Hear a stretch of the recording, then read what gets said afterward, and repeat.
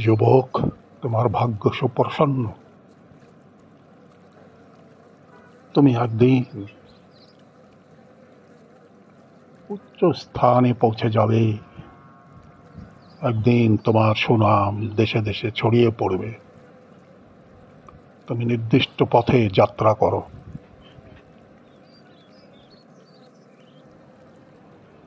আশীর্বাদ করো বাবা, যেন আমি জীবনের উত্তুঙ্গ শিখরে পৌঁছাতে পারি।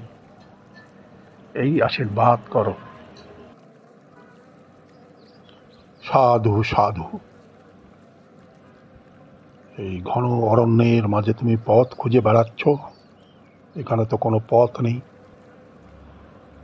আমি এই বিজন অরণ্যের গিরিগুহার অন্দরে দিন রাত এখানেই আমি বাস করি।